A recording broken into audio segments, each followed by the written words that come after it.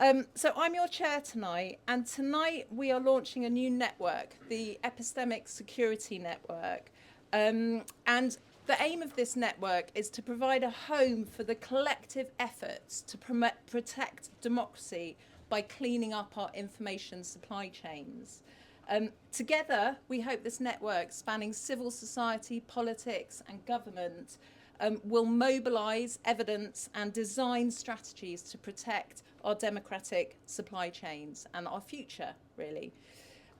We aim for this network to be a platform for everyone in this room to use, to come together, to find the connections, to find the ideas, and to progress this agenda together. And we have the most, before I even get to the panel, we have the most extraordinary group of people here. I know every one of you in the audience and where you're from, and you really bring such expertise to this conversation. We're very keen that you're part of this conversation going forward. The running order tonight is that my colleague Elizabeth Seeger, who wrote our launch paper on epistemic security, is going to set the scene for our thinking on what we're doing here. And then we have three brilliant speakers who are going to give some reactions and thoughts and reflections. So we have Sir John Whittingdale MP, former Secretary of State for Culture, Media and Sport. We have Gina Neff, Director of the Minderoo Centre. And we have Ian Bundred, who's Director of Policy and Public Affairs at the BBC. You will note that we do not have Annalise Dodds, who's been kept in the House for a vote.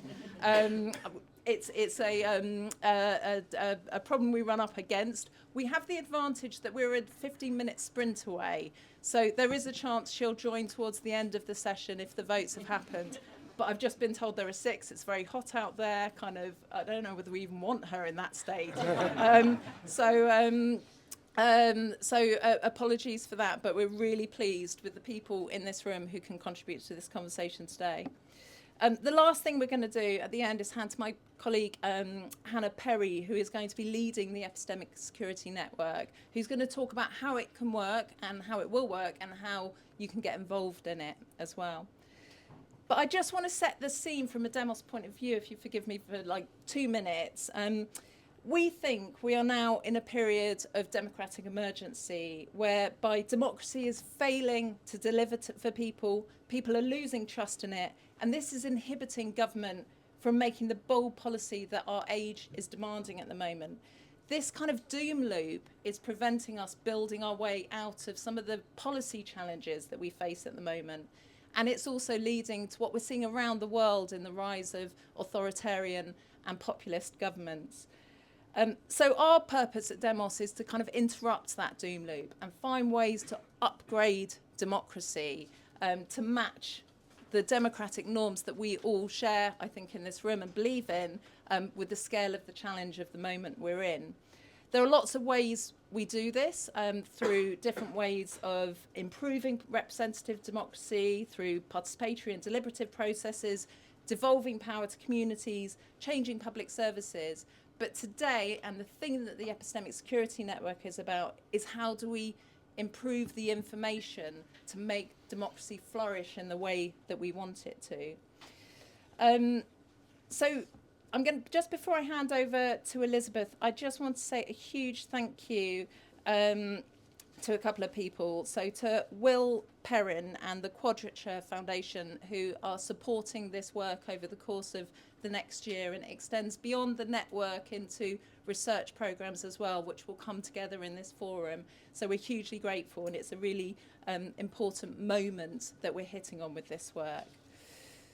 So I'm going to pause there and hand over to Elizabeth, because some of you might still be going, what is epistemic security? Which is fair. So Elizabeth. That's what I am here for. I don't have enough hands to do all of that, so I'm just going to be as loud as I can be. For the recording, class. for the online. Okay, no, I can do this. I can make it work. Can I drive your slides? You're gonna. Oh, I can do this. You're doing that bit. Okay, we figured it out. Lovely. So we're introducing the Epistemic Security Report that you have on your seats. I'm going to run through it so you don't have to read it while everyone's talking. What is epistemic security? The question that you are all asking. Episteme is Greek. It means knowledge or understanding. So epistemic security is about keeping our knowledge safe. If home security is about keeping your house safe, epistemic security is about keeping knowledge and understanding safe. This is a term that was coined in a report that came out in 2020 that I was very proud to be a part of, and now we're revamping that program here at Demos. So what is epistemic security in the grander scheme? Why are we sitting on this word, epistemic and epistemology? The study of knowledge isn't just about information itself, it's about the entire epistemic process, the entire information process, from knowledge production to information distribution to acquisition to how that information is evaluated, where that decision-making happens, how we coordinate action. And throughout this information supply chain, there are potential points of vulnerability. And any potential point of vulnerability is a spot where adversarial actors, foreign influencers, or even just unwitting blunderers could interfere, sow discord, drive polarization, and otherwise put our democracy under pressure. As Polly was mentioning, this is important because democracy is already under pressure. We're already facing a democratic emergency. We have rising cost of living, buckling public services, housing crisis, high prime minister turnover riddled with scandals, inflation, rising economic inequality, and this has all led to a general sense that our democracy is not serving people well. And this has led to distrust in politicians, weakened institutions, rise of populism, global authoritarian shift. So all of this democratic angst is against a backdrop of epistemic insecurity, where threats to our information environments are driving the wedge of dissatisfaction and discord ever deeper, making it all the more difficult to facilitate the kind of enriching democratic discourse we need to remedy our democratic emergency. In our report, we identify 4 conditions that yield the critical vulnerabilities in our information environment that are complicating healthy democratic discourse. The first is the digitization of everything. So by the digitization of everything, think about how all of our communications have been digitized. And this has resulted in the decentralization, a decentralizing effect and a centralizing effect. The decentralizing effect is the decentralizing of communication. We have the democratization of information ecosystems, fierce attention economies develop out of that. And this has really good effects, but it also means that it's hard to decide what to look to, what to believe. But there's also a centralizing effect of centralizing power in the controllers of these information streams and information technologies. A second sphere of influence is around weakened news ecosystems. With the rise of social media, we've had decimated local news ecosystems, and this has resulted in news voids that leave room for speculation, and that speculation can spiral towards conspiracism. We have a great other report that Hannah led on about a year back that studied the LTN conspiracies across the country and how news voids led to a lot of that conspiracism. So recommend looking at that if you're interested in this mechanism. The third sphere of influence is around foreign influence. We both have the traditional offenders as well as new threats from allies that we're not sure how to deal with. And then finally, we have regulatory shortcomings. In the US, the SAGE is set with things like Section 230 and lax antitrust laws. UK regulation can then fall short to figure out how to deal with threats to our information ecosystems. And then particularly around election points, we have no plans for how to deal with the crisis scenario in which something goes wrong with election influence. So with all 4 of these coming together, we have the question of how do we manage these conditions to provide a solid bedrock for democracy?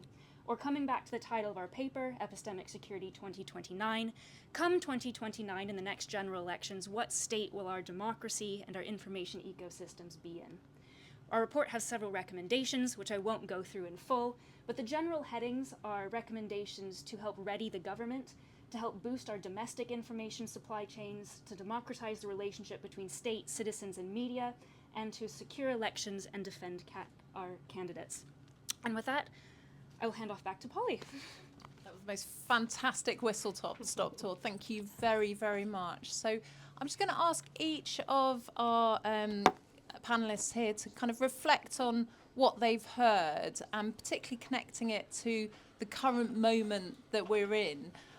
Our overall question that I'm going to be kind of coming back to through the course of today is, where should we focus?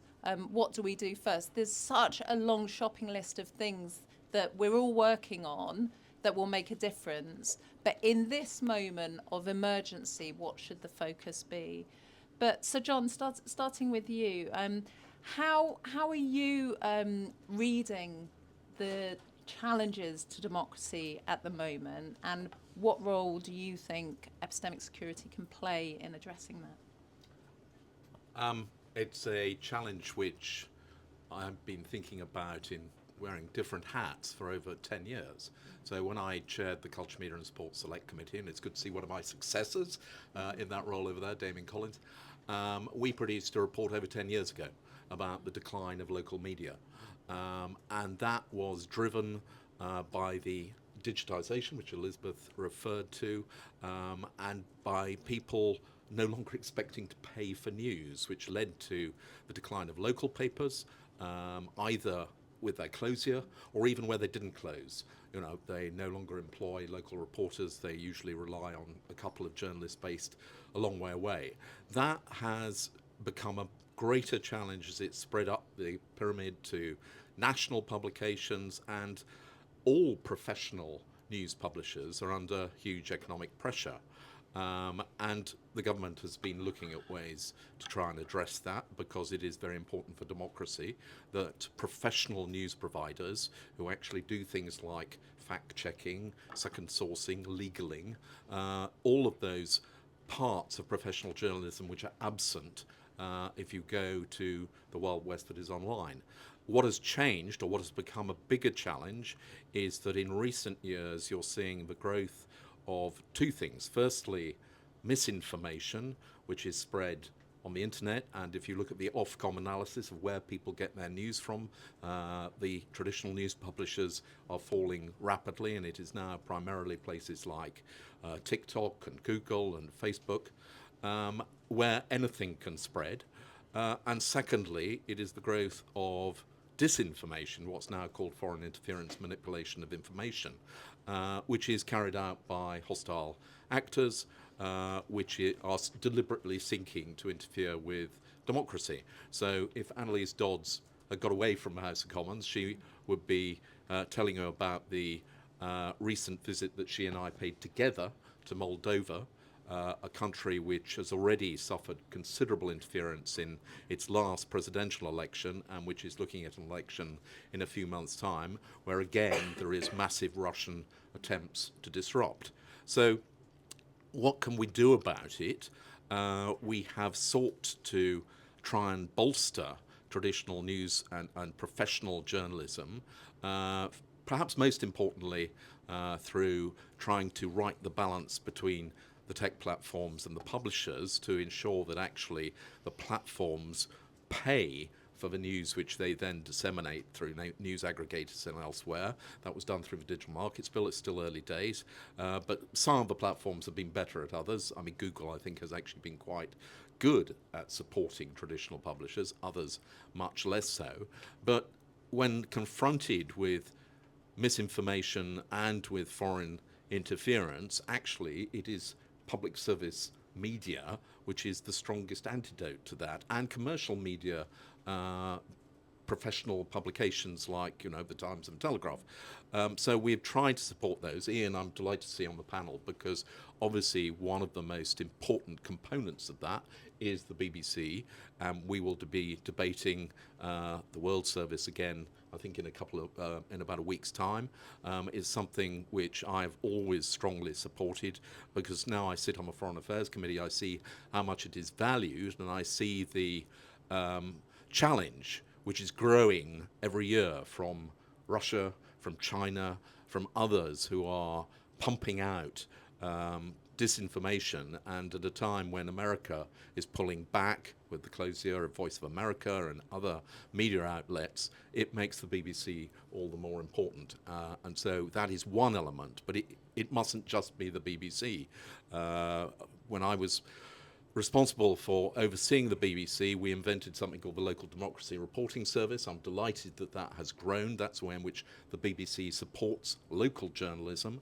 And the newspapers and media are evolving. The landscape is changing almost on a daily basis. But it is for government to make sure that however it evolves, there remains reliable, properly sourced news which people can go to as a counter to the ever-increasing volume of alternatives which are not reliable and often with malign intent. Thank you so much. I've got one follow-up question, just on the role of traditional and important media. I'm a journalist by background, there's nothing I care about more, but I also see a huge challenge not in the supply of news, but actually in the demand for it, and how platforms are disrupting the connection between audience and news. What do you do if the platform just dials down access to news overnight, and what can government do to ensure that news is reaching people when they need it to engage in democracy? Well, one of the challenges is to strike a balance between free speech and countering disinformation, and that's something that we expect the platforms to act where there is clear evidence of the propagation of false narratives by technological means, and that's usually states doing that. And where we can draw attention of the platforms to that happening, then the platforms have removed it. But as you've seen, some of the platforms, particularly with the new administration, are saying that they're very reluctant to get drawn into that, and that all information should be free and it is up to consumers to make a choice. So that is a growing challenge, and I think also there has to be greater concentration on media literacy and educating people not to believe everything they see, and to learn that actually they should check and go to sources which they have a reasonable confidence are reliable. Thank you so much for that. I'm going to move on to Gina. So Gina, the Mindery Centre works at the intersection of democracy and technology, and if you think about the disruption that we're living through at the moment, we're about to go through another one with AI. Can you talk a bit about what you see the democratic challenge being in this moment, but also as new technologies come on board? Thank you, and thank you for having me. I know I'm a poor stand-in for Annalise Dodds, but I'm happy to take in the challenge, and we'll step back as soon as she walks in the door. So I run the Mindery Center for Technology and Democracy. I'm a social scientist by training, and I help to run the government's investment in responsible AI called RAI UK, a £33 million investment in building responsible networks of responsible research and innovation in this country.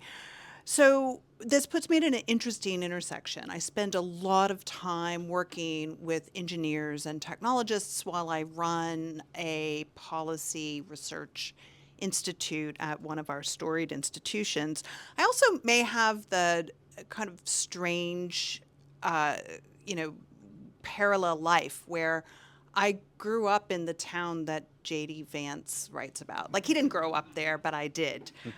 So it does give me this interesting lens as a British American on my two countries and this moment that we're in, this incredibly insane moment that we're in.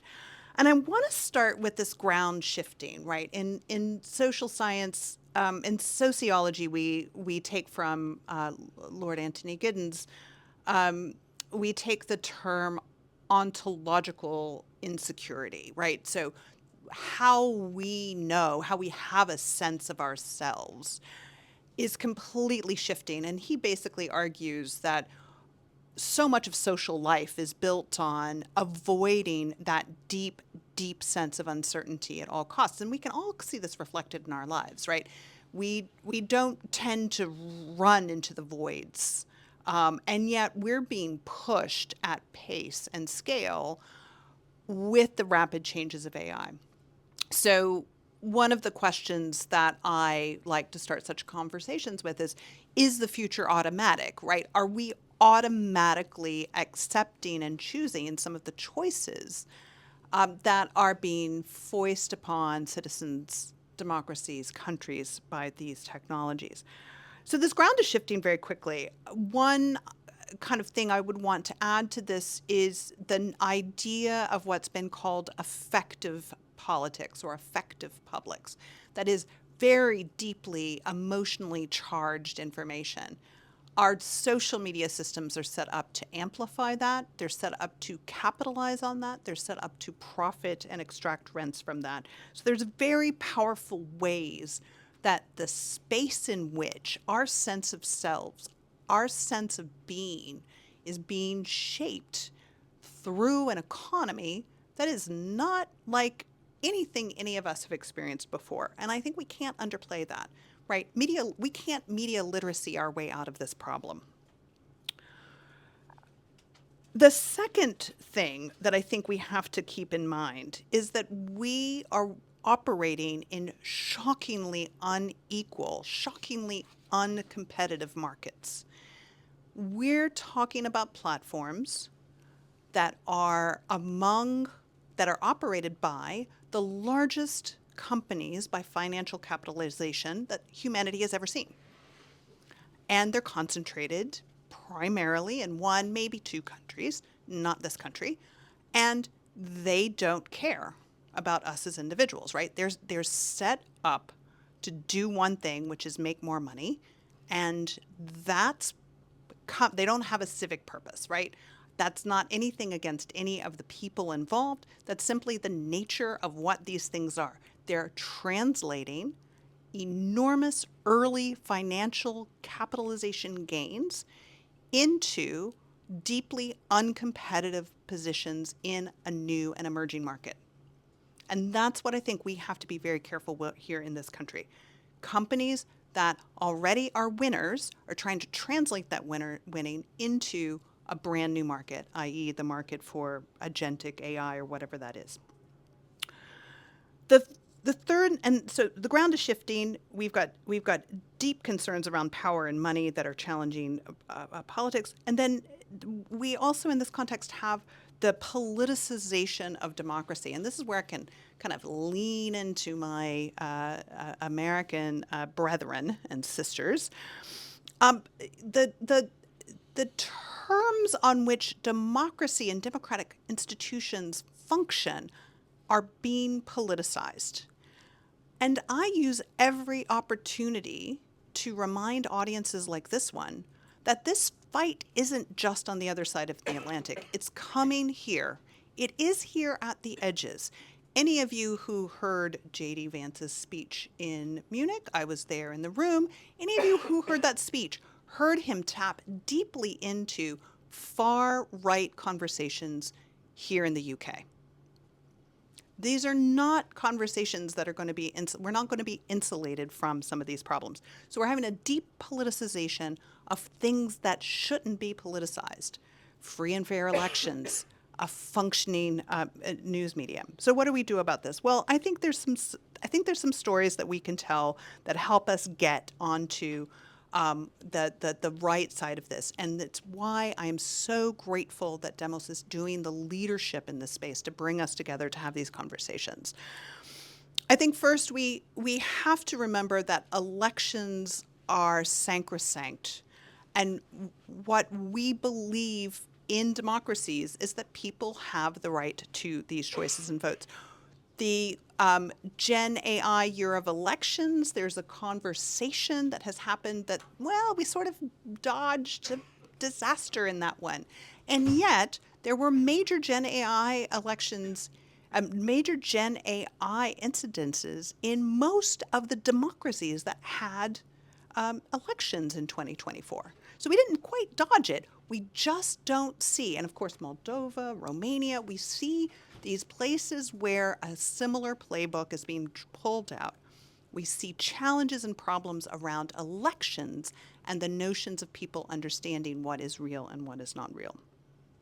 There is fabulous Canadian research on what happens when the platforms pull news off of the platforms, right? So the Canadian News Bargaining Code means Facebook is now in Canada operates primarily as an information vacuum.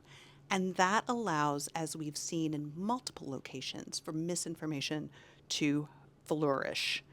And then finally, I think we have to be truthful and honest with ourselves that rebuilding trust in society is not simply about saying those of us who care deeply about politics and are educated and broadly small L liberal, I say with full understanding of my colleagues on the panel, that we believe in liberal democracy, we can't forget that rebuilding trust in society is not simply about sprinkling a little media literacy on the problem. We have serious work to do to rebuild those strong ties with people who feel like they have been left out of the gains of the so-called information economy, globalized information economy. And that's where the really hard work will happen. So the epistemic security part is necessary but not sufficient for us to get to the place where we can start to rebuild the conversations that will strengthen the ties of trust that are fundamental and foundational to democracy. Gina didn't prepare for that. I asked her to stand in about 3 minutes ago. So can I just say, actually a little round of applause. Thank you very much. Fantastic. I'm just going to ask Elizabeth, can you put up the slide that has the 4 areas in? I think that's kind of quite a good grounder for the conversation as we go on. But while you do that, so Ian, it's not just about the BBC, but we have a huge protective asset in a way in the BBC in this country that I know other countries look to jealously in a lot of ways. And we were really excited to see the Director General use the term epistemic security in his recent very good speech, not just because he used that term, but it's a very good speech. Do you want to give us a view of how the BBC is thinking about these things? Yeah, absolutely. And if I have one objective today, it's to get you all to read that speech, which Tim worked very hard on. So I'm Ian Bundred. I've recently joined as Director of Policy and Public Affairs at the BBC, coming from YouTube. And like John, I've spent about 10 years working around these issues and looking at it from different angles. I do think some of it comes back to what we've already heard about, which is we do have an incredible public service asset, not just the BBC, but the whole public service media ecosystem. I know Ofcom are going to be doing an intervention on this next month. We continue to talk to both platforms, but also other public service media providers about how we can intervene in what is an absolute crisis and an emergency, I think. I don't know, I mean, it's actually great to see so many familiar faces in the audience. We've got some real experts here. So I was going to mention some of the Reuters journalism findings that came out yesterday, but I think you've probably already read it. So the only thing I might add is the point I thought was very interesting about AI and things like AI overviews and whether that actually further erodes access to trusted and trusted information. We did some research before I joined, which found, I think it was 51% of BBC News coverage summaries were actually inaccurate. And I think AI will get better, don't get me wrong, but along that way, how much damage is done? And also, more to the point, how much do we further erode trust and further fail to address some of the people that Gina was talking about who feel completely disengaged right now are going to feel even more disengaged as some of these challenges get more acute. I think for us at the BBC, we obviously have a 10-year charter, and that's coming up. And so in that speech in Salford, the Catalyst for Trust, if anyone's looking for it, Tim talked about a few bold choices that I think we think the BBC can help to make in order to address this trust deficit. But I think, and actually, funny enough, a lot of them align with what John's already said, so I might be repeating some points. But I think we shouldn't lose sight of both how bad it is, but also that we have agency in this, that we have a moment where we can make interventions, that we can all step up and step up to plate and meet this moment, this challenge. I think sometimes you talked at the very start about doom loop. Sometimes we convince ourselves the world is all going to hell in a handcart and there's nothing we can do, and that's just not true. We as a society can come together. Parliament can make decisions, regulators can make decisions, businesses, both commercial and those with public interest mandates, can make decisions. And so actually the speech set out some of the things that we think the BBC should step into to help build trust. And it's trust not for the people probably in this room, actually. It's trust for those who are the ones who don't necessarily check into BBC News or don't fact check or think to test themselves. And I think 3 particular areas that we should probably call out from our side. The first one, most obviously, of course, is around global disinformation. The BBC is the most trusted. I've got some stats actually. The BBC is the most trusted brand worldwide, and for example, we're doing really well on Insta. I think we're the number one news brand on Instagram, and in that speech, Tim announced we're going to do a lot more with TikTok and YouTube, because we need to fill those spaces. We need to make sure that both in the UK, but particularly globally, there's a massive amount of trusted, independent news, verified news, that is taking on some of these issues and provides a source where you can go to and get this information where they are, not just where we are. It's also about explaining and unpacking some of this. So, since our new CEO at BBC News, Deborah Turness, joined, we've really expanded things like BBC In Depth and BBC Verify. Verify, a lot of that is about actually showing our working, and there's some fascinating research. I was talking to an academic in Leeds called Julie Grimstone a couple of weeks ago. It's fascinating research about how actually, if you understand how journalism works, you are more likely to trust journalism and news and look for verified information. The interesting challenge for that is what we saw, and Ofcom have shown some terrifying research around here, is people are starting to question even the basic premises of journalism. For example, there's a stat of around 40% of people say that they trust bystander footage more than they trust something that might have been edited. And actually edited journalism, curation, people, experts in their field going out and doing that. This is now starting, some people are starting to feel as though that's less trusted, not more. So we have to show our work and we have to go forwards on that.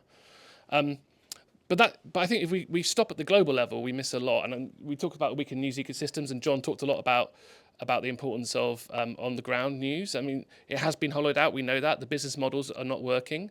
We are lucky at the BBC to have a business model that requires us to be truly universal and to be present in every community. And LDRS has been a huge success, I think, and it's needed. And it's needed now more than ever. I mean, Tim talked about expanding that. We're talking to the NMA and others about how we can go further. It's worth saying, though, local democracy reporting, I have a particular interest, I think, in things like court reporting, bringing back analysis and things, showing out, frankly, the shame of people within their community, seeing who's when someone's done something bad, that there's going to be consequences around that. Some of this stuff, some of the work around councils, holding these new metropolitan authorities to account, there's a lot of work that can be done.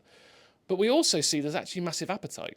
So the BBC One 6:30 news, our regional slot, is the most watched news programme in the country. It's about 4 million viewers each night. People want to know what's going on in their community, and it shouldn't just come from meta platforms, in terms of Facebook and WhatsApp, right? I mean, you want to know what's going on. People go to the BBC TV news. They also go to online. They should go to their local news platforms, wherever they get that. And the whole beauty of LDRS is it's not just about us. It's also about sharing that with commercial platforms. And I think the final sort of challenge and question we talked about was how we can support children in particular, and sort of work at how to use AI and AI tools to help, not hurt, younger people. I think things like, you're right, we can't media literacy our way out of this, but I think we still do need to do some media literacy. We actually need to do some work on training how to adopt critical thinking. And actually, BBC's got a real strength here in terms of BBC bite-size and training programmes. Tim talked about some other bits about could we use AI to help offer personal tutors more help, but particularly on media literacy, can we work on things like a disinformation GCSE or something? These are some of the ideas we're taking forward and we want to encourage and debate at this point to understand where the market needs us to be in terms of addressing some of these challenges, frankly. I think that's good for the society. It's also good for the BBC because it helps us have that rooted, trusted information with younger audiences. We are in something like 3 million young people see Newsround every week in their classroom, for example. But then it's once they get older, do they still have that same exposure and appetite to the BBC? So it's right for us to step in, we think, but it's also good, I think, for public service news. Finally, I'd be remiss if I didn't talk about the World Service, and I think John touched on this as well. The World Service, it's fascinating coming into a lobbying job and having a product that everyone seems to love and no one seems to be particularly against. It's a great joy, but it does need to be funded. Historically, it's been funded by the licence fee payer for the last 10 years. We're keen that we step into the void that the Voice of America and other changes have made, and I think going back to that point about we have a choice, we have agency here. And it's really tough. The Foreign Office has obviously had to face particular cuts. They made some big increases last year, but obviously with ODA changes, have challenges around the fiscal envelopes. But I think right now, Russia and China are ramping up their spend, and it's every time we exit a market, they enter. I mean, there's a very famous example in, I think it's Lebanon, when we closed the BBC Arabic service there. Russia literally took the radio frequency, so that if you've been dialing in looking for the world service, you were actually met by Russian service. That is the risk we face, and obviously now. I think at the weekend, the US tried to stand up their Persian service. Well, guess what? That's not how radio works. And, you've lost the audience. And so we need to step into that. And actually, by the way, I think the amazing work BBC News did over the weekend with everything that was developing is a sign of how important it is to have trusted news, both Persian experts, Radio Persian, and also in Persian in the local area. So we do need to step up. We need to step up in that time frame. We need to step up in a charter review. But we all need to, I think about how we make the case for intervention. And that's where I'd say, let's not be despairing. Let's not do it. Let's actually use this fantastic network to build a case to do more. Thank you so much. And the point about not being despairing is really brilliant to hear. And it just to pause on that for a moment, because it's something you hear from government in lots of different ways at the moment, and something you hear from the system, this kind of feeling like nothing can be done. Someone called it Tina. There is no alternative. But and I think exactly what we want to be doing here is picking a path through this. One of the challenges we're going to have in this network is that this terrain is so broad. There's so much we can go for in this. And we want to get the right balance between getting helicopter enough to get to the scale of the different strategies that will be needed, but then zeroing in on where there are opportunities to do something now, given the emergency we face in this moment. So with that challenge, I want to open it up to the floor. There are so many great people in this room to hear your view on where we should focus in this moment, given that these issues are not new, but the epistemic security framework is giving us a different conversation with government about it. So I'm going to open up to the floor for thoughts, reflections, starting with this middle row here, working left to right from here. Thank you. Hi, I'm Alexandra Pardal, and over the past year and a half, I worked across the 2024 elections and doing a kind of post-mortem of it, and it was very clear that Gen AI was beginning to feed into election campaigns, being used in different ways, both in foreign influence operations like China in Taiwan, but also in how candidates were trying to personalize their relationships with citizens. And I think there's a lot of potential for misuse of AI, for personalization, emotional manipulation in ways that makes it difficult for people's critical thinking capacities, for example, to kick in. And I think the whole kind of AI is just simply not regulated at all. And it's fundamental because I think that is the kind of next kind of wave in terms of influencing elections, but also just relationships between politicians and citizens, and also bad actors, foreign actors and citizens. So I think that whole kind of like both the infrastructure and, the use of it really needs to kind of be simply regulated, and policy to look at that, because looking at social media platforms alone is very much kind of like, it's what we should have done 10 years ago. There's a new crisis. So yes, that's a new crisis. Really good point. I also wonder, and I think kind of something to think about is to Ian's point, where can we use that for good as well? If it's going to disrupt the relationship between content producers and audience, where can we use it for good? I'm going to keep skipping along to Jonathan. Thank you for that. Thank you. Was it really just row three? We all put our hands up in row three. There's something about where you choose to sit in the room if you have a question. Thank you, Polly. We worked at the Public Interest News Foundation with Demos, with Polly and Hannah and the team on the research into discourse about low traffic neighbourhoods and how that seemed to be hugely affected by the information void flowing from the collapse of local news, the local news economy of the past. And, so the BBC LDR scheme I think has been one of very few attempts over the last few years to address that void. So huge credit to John and others for designing the scheme, BBC for being so supportive of it.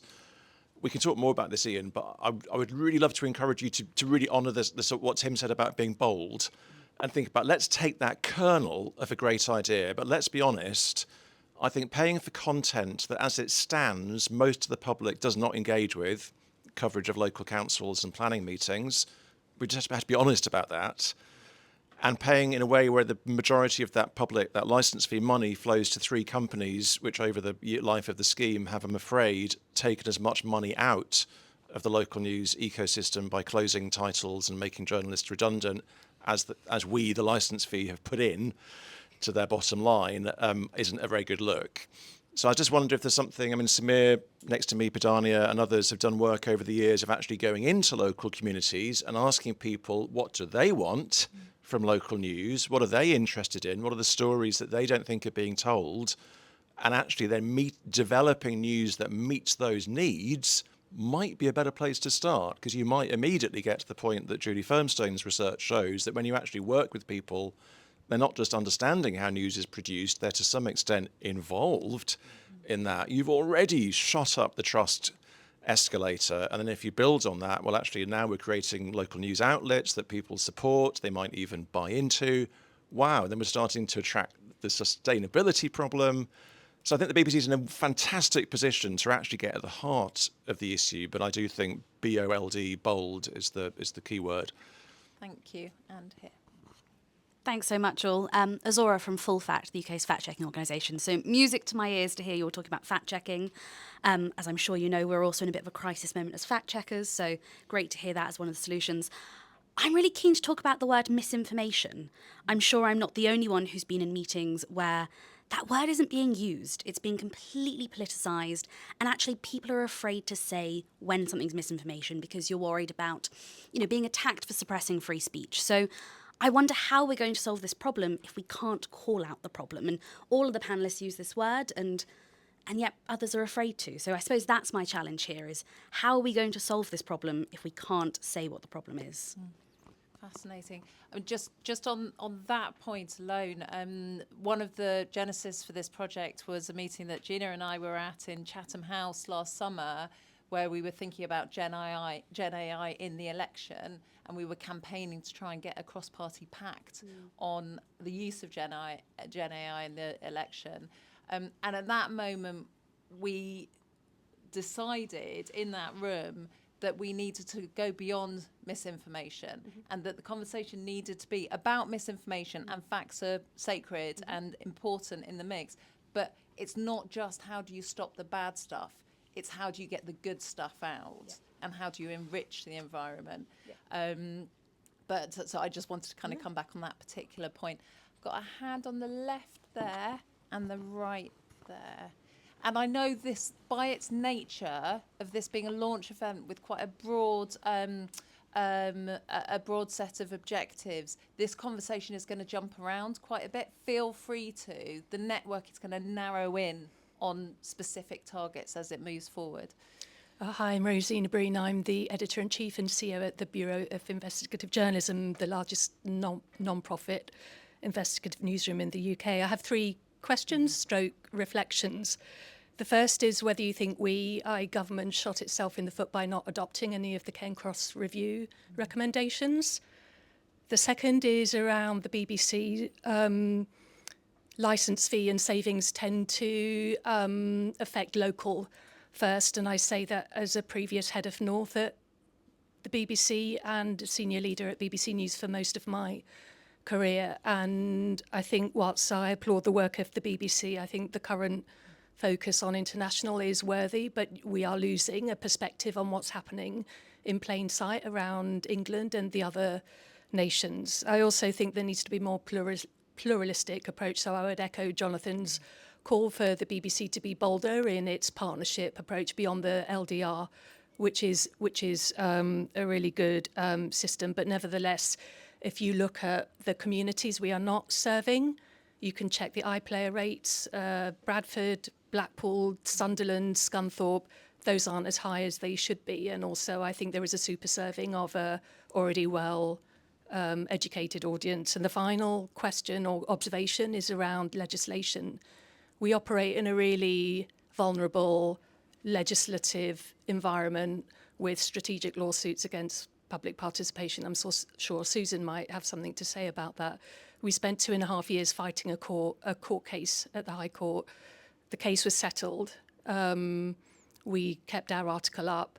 It cost a lot of money and it caused a lot of stress. So somebody needs to look at what kind of environment we are operating in when it comes to protecting the right to media freedom and protecting the right to report factual information. Thank you so much. And there was a hand just at the end here. Hello, Jonathan Tanner from a non-profit called Root Cause. Just two things. One on kind of what we can all do, and then a question for the panel. The kind of paradigm shift we're living through in the consumption and creation of information plays out everywhere, hence the conversation being so broad. But one of the things that the Reuters report Ian referred to and lots of other things show that we're really at a tipping point now in the information environment. More ad spend on social than on traditional media. In the US, 53% of people accessing news through social first, right? So if we're at that point, the ways in which we communicate, we're here in Whitehall, there's a circular firing squad here, politicians losing trust, media losing trust, civil service losing trust, and actually the rest of the world's getting on with it, right? And the same levers are being pulled and the same levers are being reinvented. And actually, there's something that is on all of us to think about how do we communicate and relate differently and work with the grain of these environments, because the grain of these environments is very different. So all of us can be thinking about that individually, organisationally. Secondly, and my question, to avoid being a commenter, is if social is the primary gateway to information in society, and I don't accept that there's any less appetite for information, even if there may be less appetite for news, and AI is the primary filter of what we see, both in terms of the content and in terms of the content that is served to us, and it is the most powerful companies in human history in terms of possession of information and their ability to understand our behaviour that make those decisions. And we have stepped from a place where we expect the people who have that power to behave in ways which is good for democracy to a ways where they have no regulation at all and they've managed to convince the government that actually their best interests are our best interests. What do we do to clip the wings of these companies? So actually that question picks up quite a few points we've heard through the feedback from friends here, particularly on the regulation point. And I want to throw that straight to Sir John, if that's okay. So can we do more on the regulation front? Well, government has been wrestling with that for quite a long time, and a lot of measures have been put in place. They are only now just beginning to come into operation. So, I mean, the two I would highlight are the Digital Markets Act, which sets up the Competition Authority to stand behind the negotiations between publishers and platforms to intervene if platforms are exerting too much power against the publishers, and it is a backstop, but there are some companies which will need to be coerced in that way, I suspect. And the second, Damien's no longer with us, but he laboured long and hard on the Online Safety Act, which is only now coming in. Ofcom have recently sort of published their detailed regulatory proposals to implement the Act, but again, that's sort of very early days. The Act focuses very much on illegal content rather than necessarily content which is not illegal but which is misinformation or causes concern. But so I suspect governments will have to come back to this, but it's not true. And just to illustrate how long these debates have been going on, I mean, I remember giving evidence and talking to Francis Cairncross back in the day. We did actually bring in quite a lot of the Cairncross recommendations, which were all about trying to bolster traditional news publishers, particularly local publishers. But the pressures, the economic headwinds are so great that actually, the measures which Francis Cairncross proposed are probably not sufficient, as we've seen with the continuing decline of local press. Gina, I think there are kind of two themes that link back to what you're saying. How do we think about that regulation through the prism of the oncoming kind of AI revolution? but also at this moment in time, with politics where it is at the moment, how do we avoid that politicisation of democracy, to the point around fact checking, but also to the point about how we take this forward without it looking like it's censorious in some way. We have to remember we're dealing with network dynamics. These dynamics will shift, but they will still fundamentally be network dynamics in an AI age. They'll just be harder to see. What do I mean by this? The model we have had for freedom of expression has been about individuals with the right to expression. That's absolutely central to democracy. But what we're dealing with is health of platforms, health of networks. And unfortunately, the health of networks that we're all a part of they completely lack transparency. So how much is going on our platforms of bad information, illegal information, online harms? It's been difficult to assess and measure because we've had to take the companies at their word for what is going on online. The ad ecosystem completely lacks any transparency. So literally there's a coalition I learned about recently called Stop Ad Funded Crime. Online ads are funding and fueling this crisis, and they are vectors for money laundering. They are vectors for bad money. They are vectors for foreign manipulation and influence. We need more transparency in ads when brands themselves don't know what is going on. And finally, to come to the actual thing I was asked. So we need more accountability. I was actually asked about AI. These problems left unchecked will be exponentially worse in an AI agent world. So right now, what information is going into and has built the large language models that are the foundation for the services and applications that we as consumers are going to rely on is completely not transparent at all. What happens when so-called AI agents are interacting, going out into the world and bringing me, personally me, news, or my minor son's news?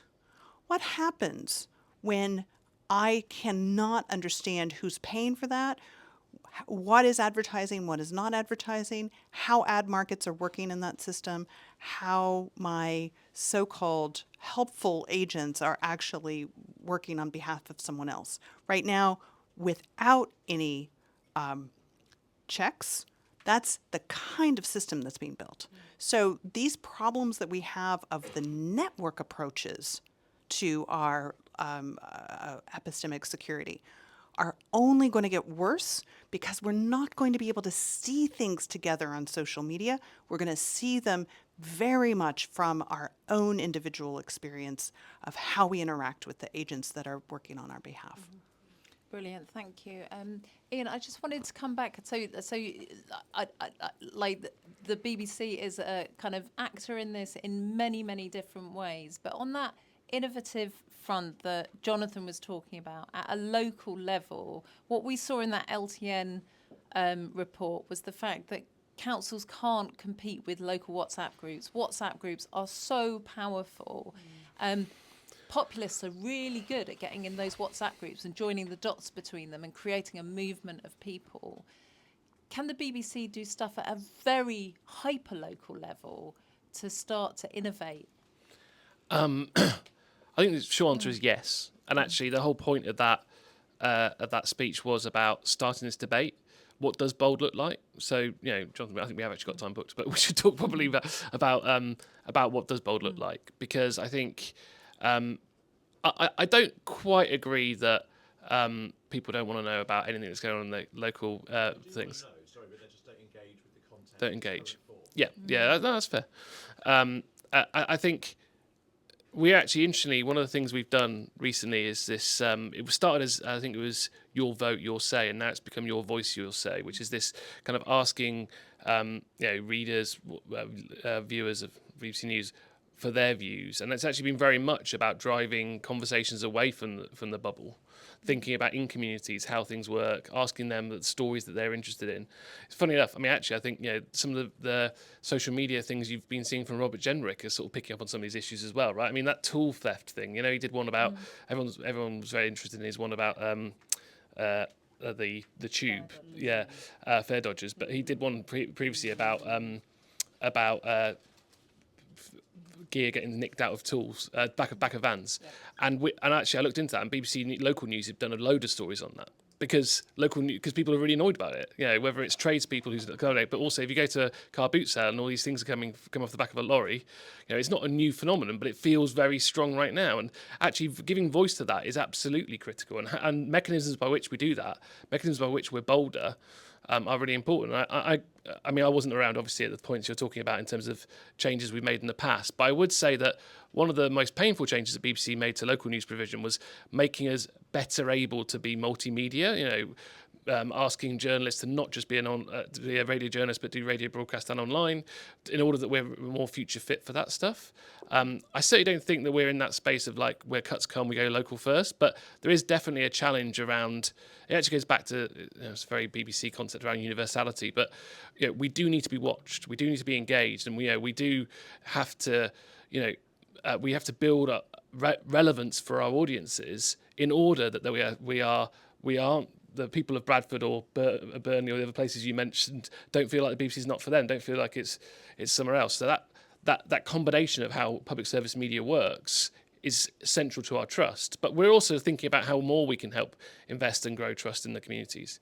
I would just make a couple of other points. I mean, echoing some of the things that Gina said, you talked about network effects, and I often think about incentives. Where are the incentives? Obviously, anyone working in one of those big tech firms generally has a fiduciary incentive to grow shareholder value, right? And that's literally what they're doing. Public service media has an incentive to act in the public interest, and I think that's really important. That's a massive differentiator. It's a huge reason why I've come to BBC to work on these issues, because I think at this time we all need to think about how we can lean in further. And I actually think that some of the regulation, John mentioned DMCC, the Digital Markets Act, some of the regulation can be better used, and certainly, oh my goodness, I spent years talking about the Online Safety Act. Thank goodness it's here, and that Ofcom can do some stuff. But what we can't do is afford to have 7-year debates about how to edit and improve regulation. There are things, that should be tech agnostic. There are ways you can do it, and if it's not, even Peter Carr, Secretary of State, said that we should be able to make quick changes to legislation, but we haven't done that yet. We haven't seen any fast bits of just amends or a little bit of secondary ledge or whatever it is. I go back to, there are things we can do, and these are not. Some people would say these are existential challenges. I think there are challenges that we need to step up to, and we can do that. And there are ways you do that through working with the system, challenging the ways we work at the moment, but also making sure that along the way we're taking people with us, because you can't be that disengaged audience we talked about. That will only grow, and populists will tap into that.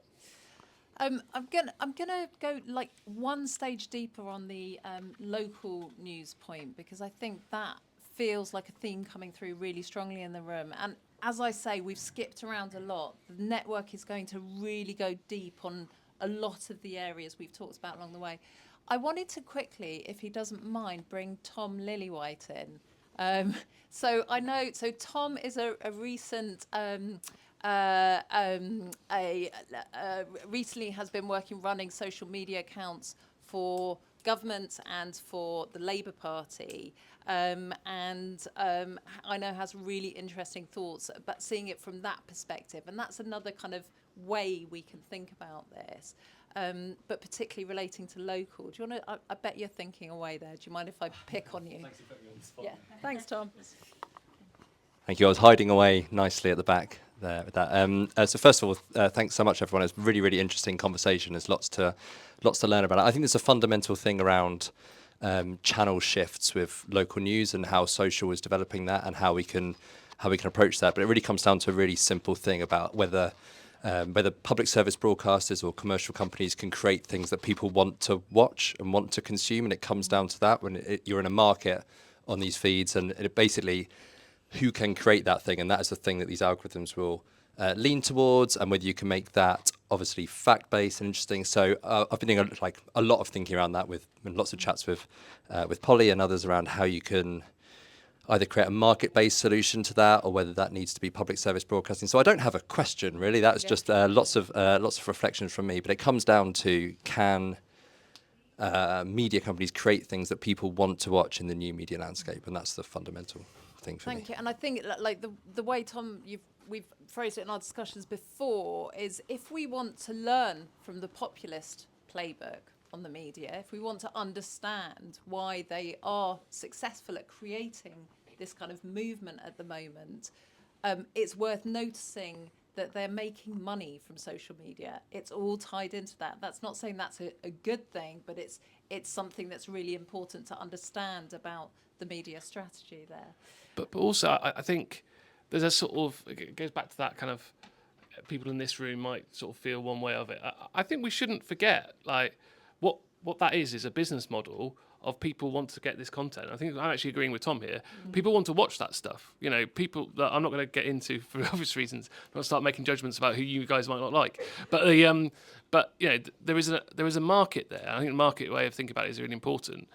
We as the BBC with the license fee have a different business model, but the market for audience attention, we absolutely have to compete in. And that's actually the challenge you were making, Jonathan, right?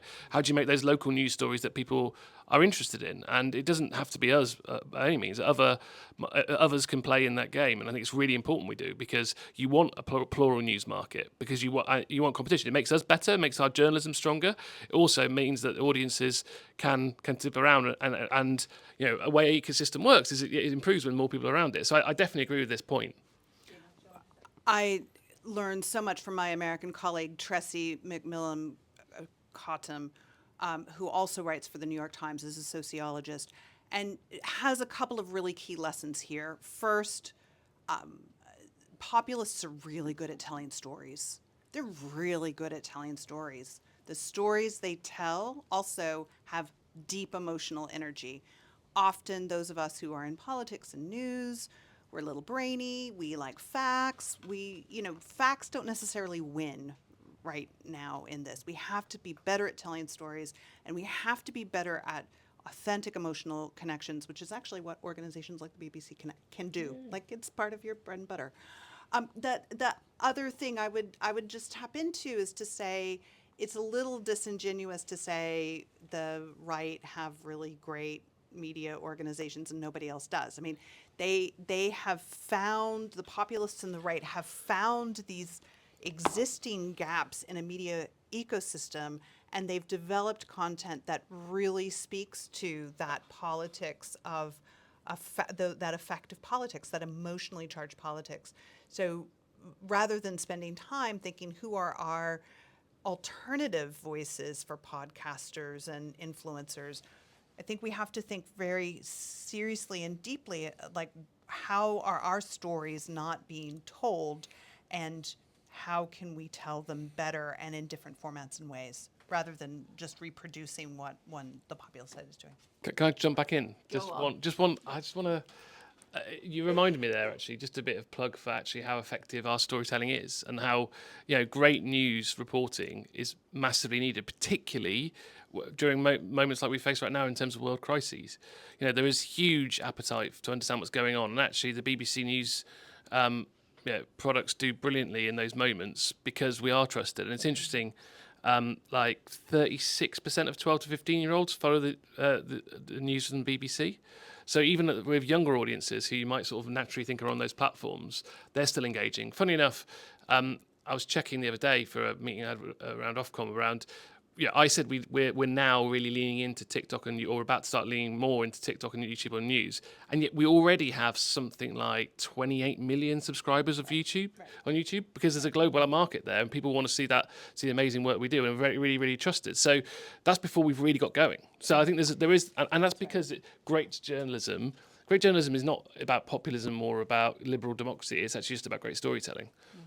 Thank you so much for that. I'm going to stop now because we are massively over time. We're losing panelists, and I really want Hannah to just give us an overview of how this network's going to work and how you can get involved in it, because we've gone through so many different areas, and the whole point of this is to zone in on things, actionable things we can make a difference on now. So Hannah.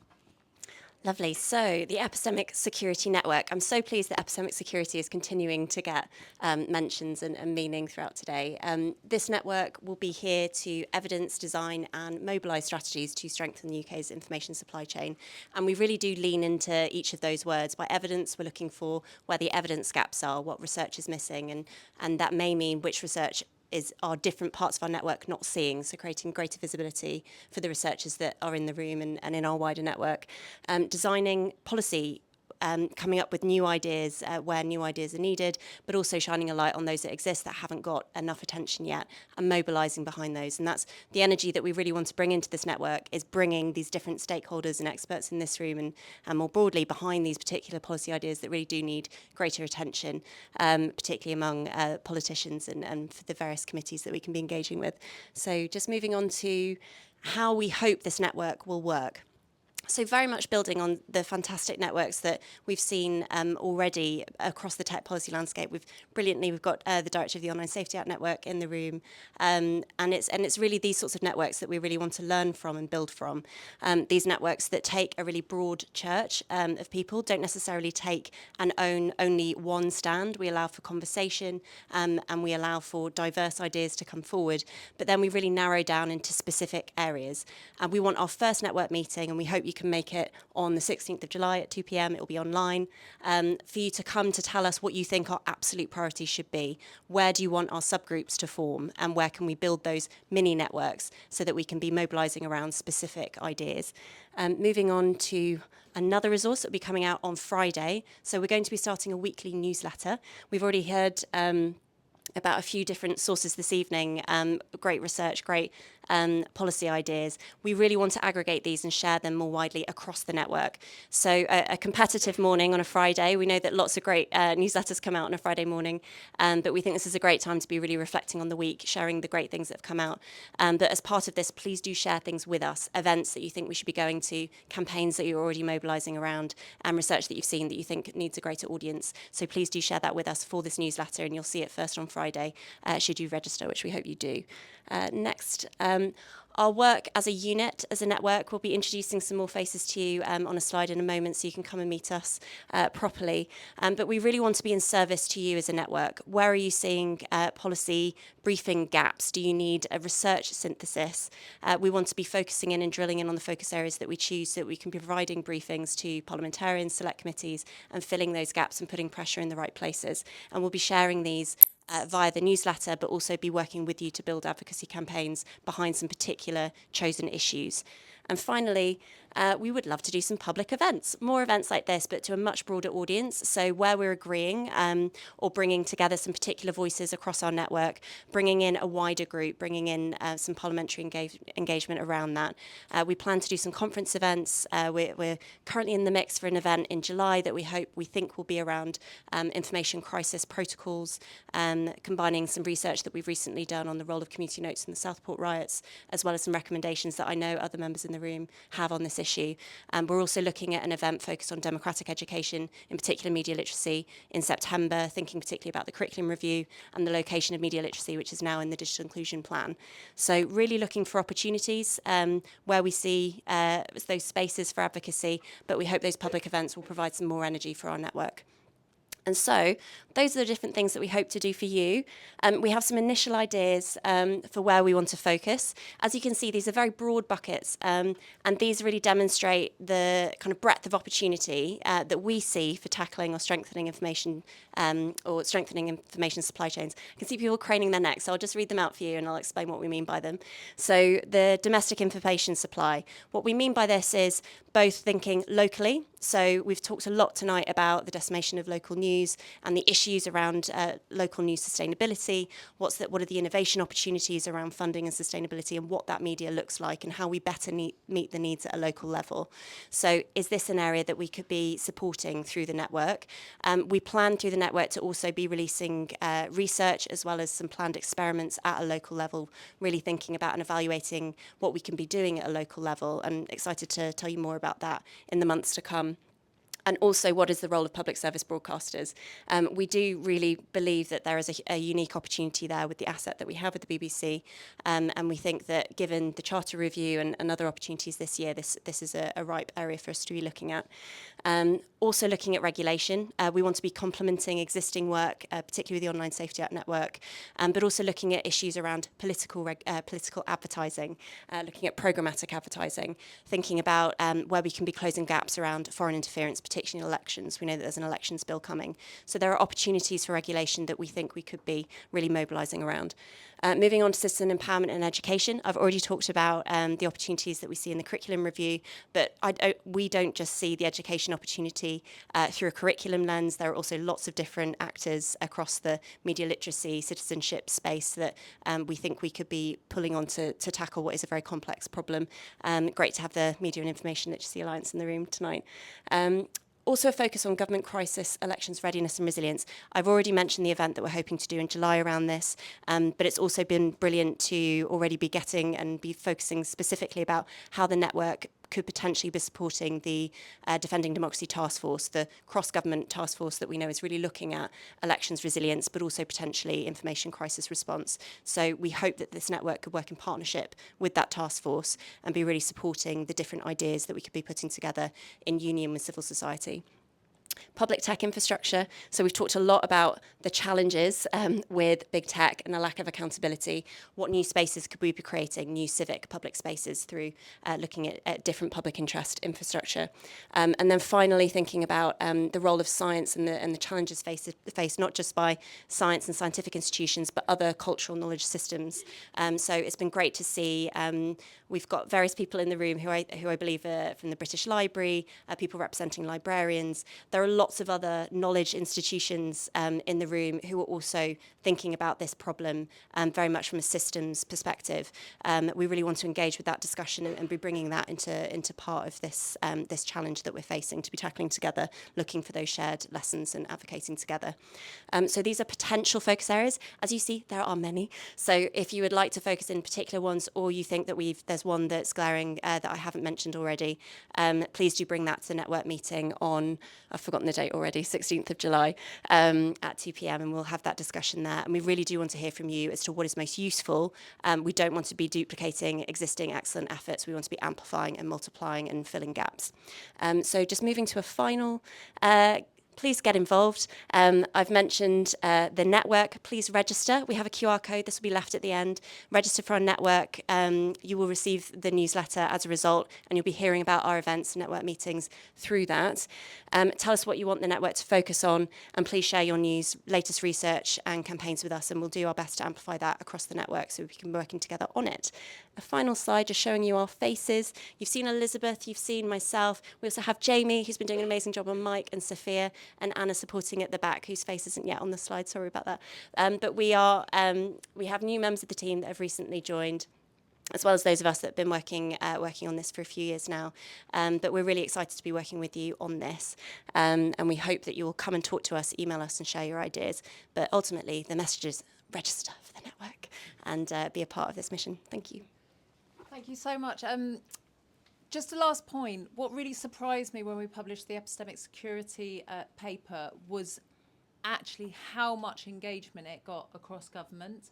And we've had lots of different approaches and conversations. And it's interesting that you can just hit on ideas that we've all been working on for a very long time in a moment with a different framing, and it starts a new conversation. So while we're trying to do a huge amount with this network, we will also be absolutely guided by the political opportunities to have impact in the coming year. And there are particular areas where we know there is activity where we can feed into. So part of the network is building that bridge between government and wider civil society and other thinkers. And with that, I'm going to let you all have a drink. Please do stay for a drink. Do talk to each other, talk to us, and we really thank you all for coming tonight. Thank you.